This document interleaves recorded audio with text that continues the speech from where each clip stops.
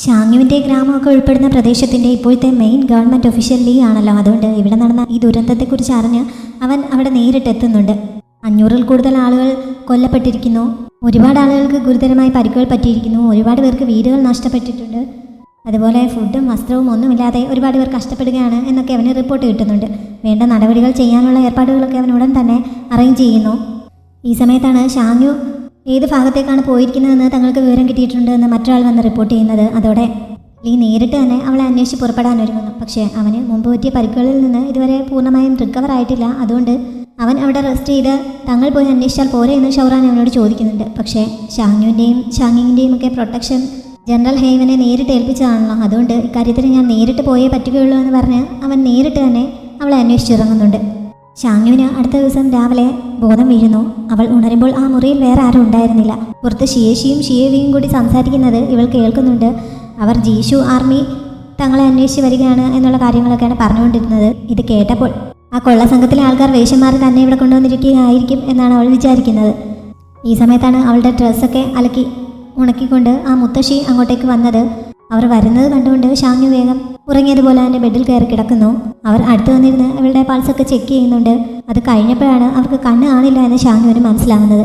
ഷാങ്യു എഴുന്നേറ്റ് നിന്നിട്ട് അവരാണ് തന്നെ രക്ഷിച്ചതെന്ന് ചോദിക്കുന്നുണ്ട്. ഞാനല്ല, എൻ്റെ ഹസ്ബൻഡാണ് നിന്നെ ഇവിടെ കൊണ്ടുവന്നത്. എന്തായാലും അവൻ കൂടെ ഉണ്ടായിരുന്നത് കൊണ്ടാണ് നീ ഇപ്പോൾ ജീവനോടെ ഇരിക്കുന്നത് എന്നൊക്കെ പറഞ്ഞ് അവളുടെ കണ്ടീഷൻ എന്തായിരുന്നു എന്നൊക്കെ മുത്തശ്ശി അവളോട് വിശദീകരിക്കുന്നു. യാൻഷങ് അവിടെ എത്തുമെന്ന് ഷാങ്യു എങ്ങനെ വിചാരിക്കാനാണ്. അതുകൊണ്ട് ആ വന്നത് എൻ്റെ ഹസ്ബൻഡൊന്നും അല്ല, എനിക്കിവരെ അറിയില്ല, ഇവർ കൊള്ളക്കാരാണ് എന്ന് അവൾ മുത്തശ്ശിയോട് പറയുന്നു. അത് കേട്ടപ്പോൾ മുത്തശ്ശിയും പേടിക്കുന്നുണ്ട്.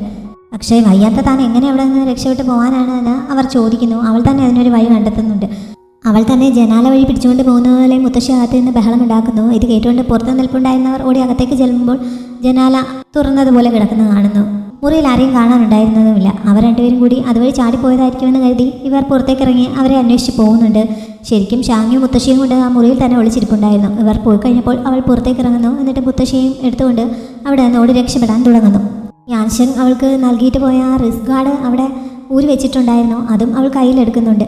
കുറേ ദൂരം മുത്തശ്ശിയും കൊണ്ട് പോയി കഴിഞ്ഞപ്പോൾ സൈനികരുടെ ഒരു സംഘം അങ്ങോട്ടേക്ക് വരുന്നത് പോലെയുള്ള ശബ്ദം ഷാങ്യു കേൾക്കുന്നു. അതാരാണെന്ന് ചെക്ക് ചെയ്യുന്നതിന് വേണ്ടി മുത്തശ്ശിയെ സേഫായുള്ള ഒരു സ്ഥലത്ത് അവൾ കൊണ്ടിരുത്തുന്നുണ്ട്.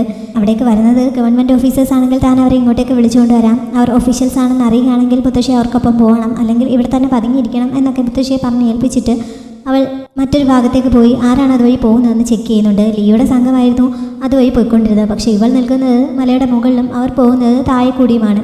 അവിടെ നിന്നുകൊണ്ട് അവൾ ഉറക്കെ അവനെ വിളിക്കാൻ തുടങ്ങുന്നു. ലീ എവിടെ നിന്നോ അവളുടെ ശബ്ദം കേൾക്കുന്നുണ്ടെങ്കിലും അവളെ കാണുന്നില്ല. ഷാങ്യു ഇങ്ങനെ ആ മലയുടെ അറ്റത്ത് വന്നതുകൊണ്ടാണ് ഇവരെ വിളിച്ചുകൊണ്ടിരിക്കുന്നത്. ഈ സമയത്ത് അവളുടെ കൈവശമുണ്ടായിരുന്ന ആ റിസ്ക് ഗാർഡ് അഴിഞ്ഞ് താഴേക്ക് വീഴുന്നു. യാൻഷങ് നൽകിയതായതുകൊണ്ട് അത് നഷ്ടപ്പെടുത്താൻ അവൾ ഒരുക്കമായിരുന്നില്ല. അങ്ങനെ അത് എടുക്കാനായി ശ്രമിക്കുന്ന സമയത്ത് ഇവൾ പെട്ടെന്ന് കാൽ വഴുതി ആ കൊക്കയിലേക്ക് വീഴാൻ തുടങ്ങുന്നുണ്ട്. കുറച്ചൊന്ന് സ്ലിപ്പായി താഴോട്ട് പോകുന്നുണ്ടെങ്കിലും അവസാനം അവൾക്ക് പിടി കിട്ടുന്നു. അങ്ങനെ അവൾ മുകളിലേക്ക് വലിഞ്ഞു കയറാൻ ശ്രമിച്ചുകൊണ്ടിരിക്കുമ്പോൾ യാൻഷങ് മാസ്ക് ധരിച്ചുകൊണ്ട് അവിടെ എത്തി ഇവളുടെ കയ്യിൽ കയറി പിടിക്കുന്നുണ്ട്. അവൻ ഈ രൂപത്തിൽ വന്നിരിക്കുന്നതുകൊണ്ട് അവൾക്ക് അവനെ മനസ്സിലാവുന്നില്ല. അവൾ വിചാരിക്കുന്നത് അവൻ കൊള്ള സംഘത്തിൽപ്പെട്ട ആളാണെന്നാണ്. എന്നെ രക്ഷപ്പെടുത്തുന്നതിന് വേണ്ടി നിനക്ക് ഇത്ര റിസ്ക് എടുക്കേണ്ട ആവശ്യമുണ്ടായിരുന്നു എന്ന് ചോദിച്ച് അവൾ അവനുമായിട്ട് തർക്കിക്കാൻ തുടങ്ങുന്നു. നിന്റെ ജീവൻ നഷ്ടപ്പെടുത്തിയാണെങ്കിൽ പോലും ആ റിസ്ക് ഗാർഡ് തിരികെ എടുക്കേണ്ട ആവശ്യം നിനക്കുണ്ടായിരുന്നോ എന്ന് അവന് തിരിച്ചു ചോദിക്കുന്നു. നീ ആ കാര്യത്തിൽ ഇടപെടേണ്ടെന്ന് അവൾ പറയുന്നുണ്ട്. ഇങ്ങനെ ഇവർ രണ്ടുപേരും തമ്മിൽ ഒരു ചെറിയ ഫൈറ്റ് ആവുന്നുണ്ട്.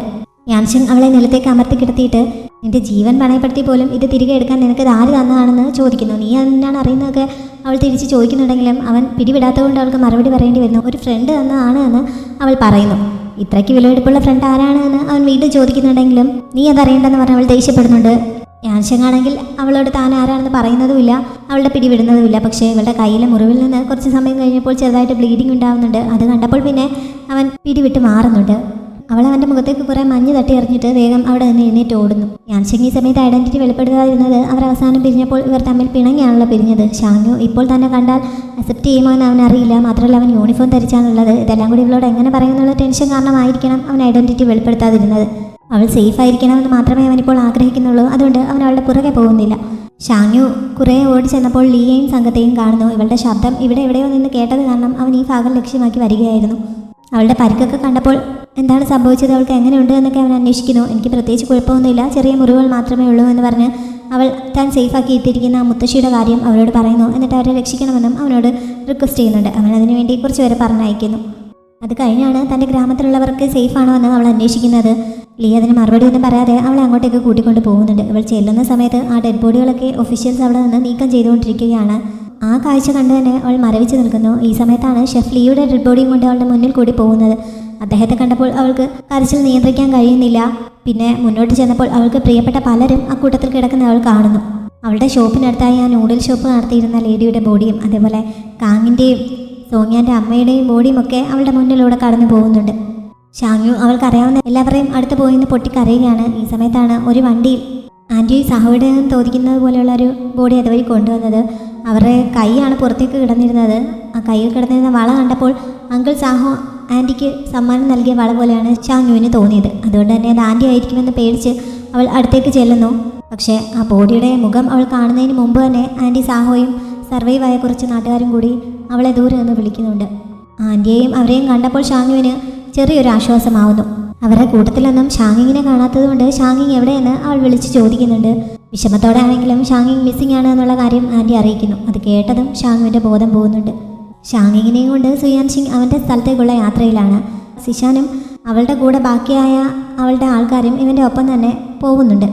ഇപ്പോൾ അവരൊരു നദീതീരത്ത് വിശ്രമിക്കാനിരിക്കുകയാണ്. ഷാങ്ങിങ് അവിടെ ഇരുന്ന് കരയുന്നത് കണ്ട് സുയാൻ സിംഗ് അവളെ വഴക്ക് പറയുന്നു. ഇനി നീ ഇവിടെ ഇരുന്ന് കരയുകയാണെങ്കിൽ നിന്നെ ഞാൻ ഈ ആറ്റിലേക്ക് എടുത്തിടുമെന്ന് പറയുന്നുണ്ട്. അവളുടെ കയ്യിൽ ഒരു ചെറിയ തുകൽ കുപ്പി കൊടുത്തിട്ട് കുറച്ച് നല്ല വെള്ളം കളക്ട് ചെയ്തുകൊണ്ട് വരാൻ പറയുന്നു. ഷാങ്ങിങ് പോയി അത് എടുത്തുകൊണ്ടിരിക്കുന്ന സമയത്ത് ഇവൻ ഒരു പാമ്പിനെയും പിടിച്ചുകൊണ്ട് അവളുടെ അടുത്തേക്ക് നിന്ന് അവളെ പേടിപ്പിക്കുന്നു. ഇതെത്ര ക്യൂട്ടാണെന്ന് നോക്കിക്കേ, നീ ഇതിനെ കാണുമ്പോൾ പേടിക്കുമെന്ന് എനിക്കറിയായിരുന്നു, നീ ഒന്ന് തൊട്ട് നോക്കുന്നോ എന്നൊക്കെ പറഞ്ഞ് അവൻ ഇതും കൊണ്ട് ഷാങ്ങിങ്ങിൻ്റെ പിറകെ ചെല്ലുകയാണ്. ഇവൻ ശരിക്കും സൈക്കോ ആണെന്നാണ് തോന്നുന്നത്. എന്തായാലും അപ്പോഴേക്കും സിഷാൻ വന്ന് അവനൊരു ചവിട്ട് കൊടുത്ത് താഴെ കയറുന്നുണ്ട്. എന്നിട്ട് ഷാങ്ങിങ്ങിനെ പിടിച്ച് സമാധാനിപ്പിക്കുന്നു. ഇങ്ങനെ കുട്ടികളെ പേടിപ്പിക്കാൻ നിനക്ക് നാണമില്ലേ? നിനക്ക് ഇത്രയ്ക്ക് ധൈര്യം ഉണ്ടെങ്കിൽ നീ മാർക്കസിൻ്റെ അടുത്ത് പോയി അയാളെ തോപ്പിക്കാൻ നോക്കുക, അല്ലാതെ വെറുതെ പിള്ളേരോട് കളിക്കാൻ നിൽക്കാതെ എന്നൊക്കെ പറഞ്ഞ് അവൾ അവനെ വഴക്ക് പറയുന്നു.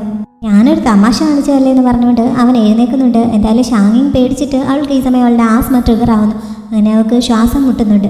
ദിശാന് ചെറുപ്പത്തിൽ ഈ അസുഖം ഉണ്ടായിരുന്നു. അതുകൊണ്ട് ഇതിനുള്ള മരുന്ന് ഷാങ്ങിങ്ങിൻ്റെ കൈവശം എവിടെയെങ്കിലും തന്നെ കാണുമെന്നുള്ള പ്രതീക്ഷയിൽ അവൾ ഷാങ്ങിങ്ങിൻ്റെ ദേഹത്തൊക്കെ ഒന്ന് പരിശോധിക്കുന്നു. പക്ഷേ അവളുടെ കൈവശം മരുന്നുണ്ടായിരുന്നില്ല. മരുന്നില്ലാതെ തന്നെ ഇതിനെ കൺട്രോൾ ചെയ്യാൻ വേണ്ടിയിട്ട് കുറച്ച് ട്രിക്കൊക്കെ സിഷാൻ അറിയാമായിരുന്നു. മർമ്മവിദ്യ പോലെ എന്തോ എന്നാണ്. അവൾ എവിടേക്കോ ഷാങ്ങിങ്ങിൻ്റെ ശരീരത്തിൽ പിടിച്ച് ഞെക്കിയപ്പോൾ അവളുടെ ഈ അസ്വസ്ഥത കുറയുന്നുണ്ട്. അവൾക്ക് ഇങ്ങനെയുള്ള ട്രിക്കൊക്കെ അറിയാമായിരുന്നു എന്നുള്ളത് സുയാൻ സിംഗിനെ കുറിച്ചൊന്ന് ഇംപ്രസ് ചെയ്യിക്കുന്നുണ്ട്. എന്തായാലും ഇനി അങ്ങോട്ടുള്ള യാത്രയിൽ ഷാങ്ങിങ്ങിൻ്റെ കെയർ അവൻ അവളെ അങ്ങ് ഏൽപ്പിക്കുന്നു. അനിയൻ സൈക്കോ ഇവിടെ ഇങ്ങനെയാണെങ്കിൽ ചേട്ടൻ സൈക്കോ അവിടെ കൊട്ടാരത്തിൽ മറ്റൊരു രീതിയിൽ ഭ്രാന്ത് കാണിച്ചുകൊണ്ടിരിക്കുകയാണ്. അവൻ ഷിയാനെ പിടിച്ചുകൊണ്ട് പോയായിരുന്നല്ലോ. അവളുടെ മുന്നിലേക്ക് കുറേ വില കൂടിയ വസ്ത്രങ്ങളും ആഭരണങ്ങളും ഒക്കെ കൊണ്ട് കൊടുത്തിട്ട് അതൊക്കെ ധരിക്കാൻ അവൻ അവളോട് ആവശ്യപ്പെട്ടുകൊണ്ടിരിക്കുകയാണ്. അവളാണെങ്കിൽ എന്തൊക്കെ പറഞ്ഞാലും അവൻ പറയുന്നതൊന്നും അനുസരിക്കില്ല എന്നുള്ള ഒറ്റ വാശിയിലാണ് കൊണ്ടുവന്ന സാധനങ്ങളൊക്കെ അവൾ തട്ടി ദൂരെ എറിയുകയും ചെയ്യുന്നുണ്ട്. അവളെ അനുസരിപ്പിക്കുന്നതിന് വേണ്ടിയിട്ട് ഇവൻ ആ ഡ്രസ്സ് തയ്ച്ച തയ്യക്കാരിയെയും അതേപോലെ ആഭരണങ്ങൾ സെലക്ട് ചെയ്ത ജോലിക്കാരിയെയും അവൾക്ക് വേണ്ടി ഫുഡ് റെഡിയാക്കിയ പാചകക്കാരനെയും ഒക്കെ കൊല്ലാൻ തുടങ്ങുന്നു. നീ ഇവിടെയുള്ള മുഴുവൻ ആളുകളെ കൊന്നാലും എൻ്റെ തീരുമാനത്തിന് ഒരു മാറ്റവും ഉണ്ടാകാൻ പോകുന്നില്ല, ഞാൻ നീ പറയുന്ന അനുസരിക്കാൻ പോകുന്നില്ല എന്ന് ഷിയാൻ ഒരു ധൈര്യമില്ലാതെ ഉറപ്പിച്ച് പറയുന്നുണ്ട്. അവളെ വഴിക്ക് കൊണ്ടുവരാൻ വേറെ ഒരു വഴിയും കാണാഞ്ഞിട്ട് അവസാനം അവൻ ബാവറെ അവിടേക്ക് കൊണ്ടുവരിക്കുന്നു. എന്നിട്ട് അവനെ അവളുടെ മുന്നിൽ വെച്ച് കൊല്ലാൻ തുടങ്ങുന്നുണ്ട്. എന്തായാലും ഇവനെ കൊല്ലുന്നത് നീ സഹിക്കുമെന്ന് എനിക്ക് തോന്നുന്നില്ല, നിന്റെ സ്വന്തം മകനല്ലേ, ഇനിയെങ്കിലും നിന്റെ തീരുമാനത്തിന് മാറ്റമുണ്ടോ എന്ന് അവൻ ബാവറെ മുന്നിൽ നിർത്തിക്കൊണ്ട് ചോദിക്കുന്നു. പക്ഷേ ഷിയാൻ അപ്പോഴും കുലുങ്ങാത്തതുപോലെ ഇരിക്കുകയാണ്. എന്തായാലും ഇവൻ നിന്റെ മകനാണ്, ഒരിക്കലും ജനിക്കേണ്ടവൻ പോലും ആയിരുന്നില്ല, അതുകൊണ്ട് തുടങ്ങിയെടുത്ത് തന്നെ ഈ കാര്യങ്ങളെല്ലാം അവസാനിക്കട്ടെ, അവൻ്റെ അച്ഛനായ നീ തന്നെ അവനെ കൊല്ലാൻ അവൾ പറയുന്നു. ഞാനിവനെ കൊല്ലില്ല എന്ന് കരുതിയാണ് നീ ഇങ്ങനെയൊക്കെ പറയുന്നതെങ്കിൽ നിനക്ക് തെറ്റിയെന്ന് പറഞ്ഞ് ഒരു കത്തിയെടുത്ത് അവരുടെ കഴുത്തിന് നേരെ പിടിക്കുന്നുണ്ട്. ഇവൻ മരിക്കണമെന്ന് ഏറ്റവും കൂടുതൽ ആഗ്രഹിക്കുന്നത് ഞാനാണ് എന്ന് പറഞ്ഞുകൊണ്ട് അവൻ ശരിക്കും ബാവറെ കൊല്ലാനുള്ള രീതിയിൽ പെരുമാറുന്നു. ഷിയാൻ ആദ്യമൊക്കെ ധൈര്യം കാണിച്ചിരിക്കുന്നുണ്ടെങ്കിലും അവസാന നിമിഷം അവൻ ശരിക്കും ബാവറെ കൊല്ലുമെന്ന് തോന്നിയപ്പോൾ അവൾ പെട്ടെന്ന് അവനെ തടഞ്ഞിട്ട് അവൻ്റെ കാല് പിടിക്കുന്നുണ്ട്. അവൻ പറയുന്നത് എന്ത് വേണമെങ്കിലും അനുസരിക്കാൻ തയ്യാറാണ്, ബാവറെ ഒന്നും ചെയ്യരുതെന്ന് പറയുന്നു. എന്നിട്ട് അവൾ വേഗം നേരത്തെ വലിച്ചെറിഞ്ഞ് ആ ഡ്രസ്സൊക്കെ എടുത്ത് ധരിക്കുന്നു. അതേപോലെ അവൻ കൊണ്ടുവന്നിരിക്കുന്ന ആഭരണങ്ങളും പെട്ടെന്ന് തന്നെ കയ്യിലും കഴുത്തിലുമൊക്കെ ഇടുന്നുണ്ട്. ആ ഫുഡും എടുത്ത് കഴിക്കാൻ തുടങ്ങുന്നു. ഇതോടെ ശരിക്കും സന്തോഷമാവുന്നുണ്ട്. എന്തായാലും നിന്നെ കൺട്രോൾ ചെയ്യാനുള്ള വഴി എൻ്റെ കയ്യിൽ കിട്ടി, നിന്റെ വീക്ക് പോയിന്റ് എന്താണെന്ന് എനിക്ക് മനസ്സിലായി എന്ന് പറഞ്ഞ് അവൻ അവളെയും ബാവറയും ചേർത്ത് പിടിക്കുന്നുണ്ട്. നമ്മുടെ കുടുംബം ഇനി ഒരുമിച്ച് സന്തോഷത്തോടെ കഴിയുമെന്നും ഈ സൈക്കോ ചേട്ടൻ പറയുന്നു. അതിനുശേഷം അവൻ ബാവറെ അവിടെ നിന്ന് വീണ്ടും പിടിച്ചുകൊണ്ടുപോകാൻ പറയുകയും ചെയ്യുന്നു. ബാവറോട് പേടിക്കേണ്ട എന്നൊക്കെ ഷിയാൻ വിളിച്ച് പറയുന്നുണ്ട്. ഇവൻ ഈ കാണിച്ചു കൂട്ടുന്ന ഭ്രാന്തൊക്കെ കുറച്ച് അപ്പുറത്ത് നിന്ന് ഇവൻ്റെ നാനി ശ്രദ്ധിക്കുന്നുണ്ടായിരുന്നു. പക്ഷെ അവർക്ക് പ്രത്യേകിച്ച് റോളൊന്നുമില്ല. അതുകൊണ്ട് ഇതൊക്കെ കണ്ട് വെറുതെ നെടുവീർപ്പിട്ട് അവർ മറ്റൊരു ഭാഗത്തേക്ക് പോകുന്നുണ്ട്. ഷിയാന് ഇനി അവൻ്റെ കയ്യിൽ നിന്ന് രക്ഷയില്ലെന്നാണ് തോന്നുന്നത്. അടുത്ത് തന്നെ ഒരു ദിവസം ലീ ഷാങ്ങുവിൻ്റെ വീട്ടിലേക്ക് ചെല്ലുന്നുണ്ട്. അവിടെ കാര്യങ്ങളൊക്കെ സാധാരണഗതിയിലായി വരുന്നതേ ഉള്ളൂ. ഷാങ്ങു ഇപ്പോൾ കുഴപ്പമൊന്നും ഇല്ലാത്തതുപോലെ പെരുമാറുന്നുണ്ടെങ്കിലും അവൾ ശരിക്കും അസ്വസ്ഥയാണ്. ഷാങ്ങുവിനെ കുറിച്ച് ഇതുവരെ വിവരമൊന്നും കിട്ടാത്തത് അവളെ വല്ലാതെ വിഷമിപ്പിക്കുന്നുണ്ട് എന്നൊക്കെ ആൻറ്റി ലിയോട് പറയുന്നു. ഷാങ്ങിങ്ങിനെ കാണാനായി അവർ മൂന്നുപേരും കൂടി അവളുടെ മുറിയിലേക്കും ചെല്ലുന്നുണ്ട്. പക്ഷേ അവൾ അവിടെ ഉണ്ടായിരുന്നില്ല. അവൾ എവിടെയായിരിക്കുമെന്ന് ആൻറ്റിക്ക് അറിയാമായിരുന്നതിനാൽ ആൻറ്റി അവരെ അങ്ങോട്ടേക്ക് കൂട്ടിക്കൊണ്ടു പോകുന്നു. മുമ്പ് ഇവളുടെ അച്ഛനെയും അമ്മയും അടക്കം ചെയ്തിരുന്ന ആ സ്ഥലത്താണ് ആ ഗ്രാമത്തിൽ ഈ ആക്രമണത്തിൽ കൊല്ലപ്പെട്ടവരെയെല്ലാം അടക്കം ചെയ്തിരിക്കുന്നത്. ഇവരൊക്കെ വെറുതെ കൊണ്ട് അവിടെ അടക്കിയിരിക്കുകയാണല്ലോ. ഷാങ്ങു അവരുടെ എല്ലാം കുഴിമാടത്തിന് മുന്നിലായിട്ട് ഓരോരുത്തരുടെയും നെയിം പ്ലേറ്റ് ഒക്കെ ഉണ്ടാക്കി വെക്കുകയാണ്.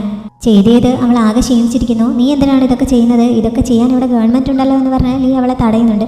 പക്ഷേ ഷാങ്ങുവിന് അങ്ങനെ അവരെയൊന്നും അനാഥരായിട്ട് അവിടെ ഉപേക്ഷിക്കാൻ പറ്റുമായിരുന്നില്ല. കണ്ണടയ്ക്കുമ്പോൾ എൻ്റെ മുന്നിലേക്ക് ഇവരുടെ എല്ലാം മുഖമാണ് വരുന്നത്. ഇവരെ ഇവിടെ ഞാൻ എങ്ങനെ അനാഥരാക്കി ഉപേക്ഷിച്ച് പോകും? ഇത് ചെയ്യാതെ എനിക്ക് സ്വസ്ഥമായി ഉറങ്ങാൻ പറ്റില്ല എന്നൊക്കെ അവൾ കരഞ്ഞുകൊണ്ട് ലിയോട് പറയുന്നു. ഷാങ്ങിനെ കുറിച്ച് ഇതുവരെ ഒരു വിവരവും കിട്ടിയിട്ടില്ല. അവൾ എവിടെയാണെന്ന് പോലും എനിക്ക് അറിയില്ല എന്ന് പറഞ്ഞ് അവൾ അവിടെ നിന്ന് പൊട്ടിക്കരയുന്നുണ്ട്. ഷാങ്ങിൻ്റെ ബോഡി ഇതുവരെ കിട്ടിയിട്ടില്ലാത്തതുകൊണ്ട് അവൾ ഇപ്പോഴും സേഫ് ആയിരിക്കുമെന്ന് പ്രതീക്ഷിക്കാമെന്ന് പറഞ്ഞ് ആൻറ്റി അവളെ സമാധാനിപ്പിക്കാൻ ശ്രമിക്കുന്നു. അവളെ അന്വേഷിച്ച് ഞാനും പല ആളെ വിട്ടിട്ടുണ്ട്, ഉടനെ അവളെ കണ്ടെത്താൻ സാധിക്കുമെന്ന് പറഞ്ഞ് ലിയം അവളെ സമാധാനിപ്പിക്കാൻ ശ്രമിക്കുന്നു. ഷാങ്ങു പെട്ടെന്ന് ഒരു ഊർജ്ജം കിട്ടിയതുപോലെ ഞാനിങ്ങനെ ഇരുന്നാൽ ശരിയാവില്ല, എനിക്ക് അവളെ കണ്ടെത്തിയേ പറ്റുകയുള്ളൂ എന്ന് പറഞ്ഞ് അവിടെ നിന്ന് എഴുന്നേൽക്കുന്നുണ്ട്. അവൾ വീട്ടിൽ ചെന്ന് ചെറിയൊരു ബാഗൊക്കെ പ്രിപ്പയർ ചെയ്തിട്ട് ഒരു യാത്രയ്ക്ക് തയ്യാറെടുക്കുന്നു.